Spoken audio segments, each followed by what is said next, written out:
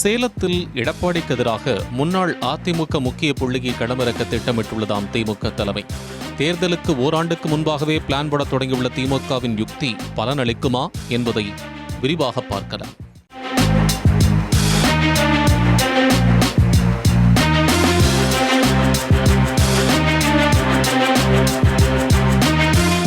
Meenakshi academy of higher education and research. Admission open. Apply online. நாமக்கல்ல Tiruchengode main road எர்ணாபுரத்துல இருக்கிற Spiro prime public ஸ்கூல்ல +2 board எக்ஸாம்ஸோட சேர்த்து NEET and JEE கோச்சிங்கும் கொடுத்துட்டு இருக்காங்க. நாடாளுமன்ற மாநிலங்களவையில் தமிழக எம்பிக்கள் 6 பேரின் பதவிக்காலம் வரும் ஜூலை மாதத்துடன் நிறைவடைய உள்ளதால் அந்த பதவிக்கு யாரெல்லாம் வரப்போகிறார்கள் என்ற எதிர்பார்ப்பு இருந்தது.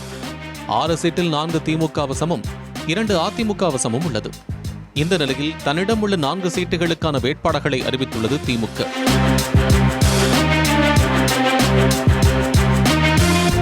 ஏற்கனவே ராஜ்யசபா எம்பியாக உள்ள வழக்கறிஞர் வில்சனுக்கு வழங்கப்பட்டுள்ள நிலையில் மக்கள் நீதி மய்யத்திற்கு ஒரு சீட் என்று நாடாளுமன்ற தேர்தலின் போது உடன்பாடு கையெழுத்தாகியிருந்ததால் அது தற்போது நிறைவேற்றப்பட்டுள்ளது. மீதமுள்ள 2 இடங்கள் சேலம் மாவட்ட செயலாளரான சிவலிங்கத்திற்கும் எழுத்தாளர் சல்மாவிற்கும் வழங்கப்பட்டுள்ளது. இவர்கள் இருவரின் பெயர் இந்த லிஸ்டில் இடம்பெற்றது திமுகவினருக்கே சர்ப்ரைஸ். காரணம், இவர்கள் இருவரின் பெயரும் உத்தேச பட்டியலில் கூட இடம்பெறவில்லை என்று சொல்லப்படுகிறது.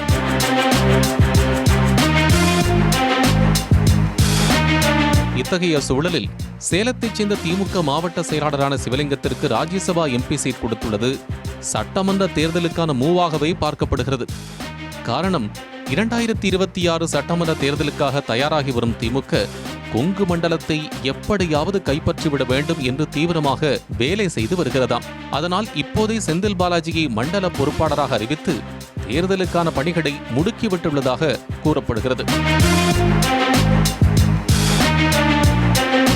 குறிப்பாக கடந்த சட்டமன்ற தேர்தலில் எடப்பாடி பழனிசாமியின் சொந்த மாவட்டமான சேலத்தில் உள்ள 10 தொகுதிகளில் 1 மட்டுமே திமுகவால் வெற்றி பெற முடிந்திருந்தது. இதனால் சேலத்தை எப்படியாவது கைப்பற்றும் நோக்கில் அதில் வெற்றி பெற்றிருந்த ஒரே ஒரு MLAவான பனமரத்தப்பட்டி ராஜேந்திரனை அமைச்சராக்கியது திமுக. இருந்தாலும் சேலத்தில் திமுகவிற்கு சவால்கள் அதிகமாகவே உள்ளதாக சொல்லப்படுகிறது. தனித்தனியாக இருந்த அதிமுக மற்றும் பாஜக தற்போது மீண்டும் ஒன்றிணைந்துள்ளதால் கொங்குவை கைப்பற்றுவது திமுகவிற்கு சிக்கலாகவே மாறியுள்ளதாக விவரம் அறிந்தவர்கள் கூறுகின்றனர்.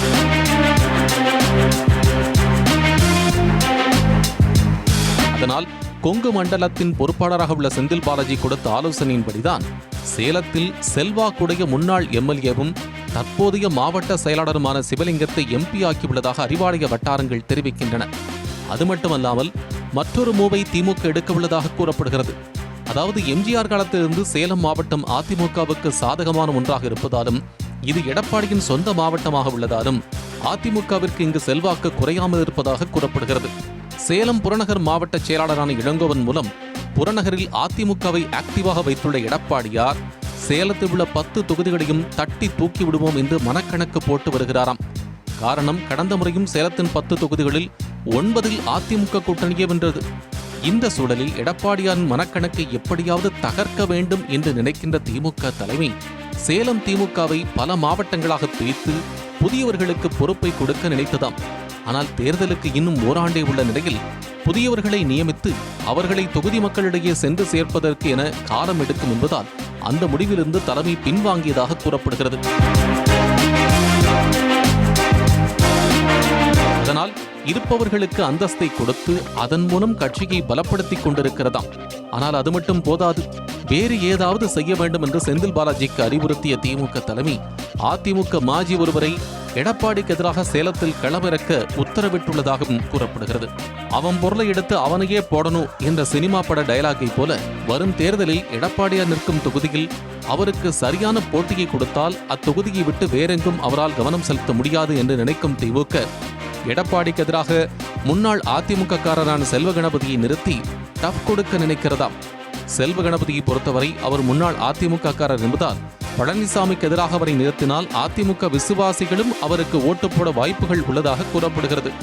ஆனால் செல்வ கணபதிக்கு வாய்ப்பு கொடுக்க முடிவெடுத்தால் அதற்கு சிவலிங்கம் தடையாக வந்துவிடக் கூடாது என்றுதான் சிவலிங்கத்தை ராஜ்யசபா MP ஆக்கியுள்ளதாம் திமுக தலைமை என்கின்றனர் விவரம் அறிந்தவர்கள்.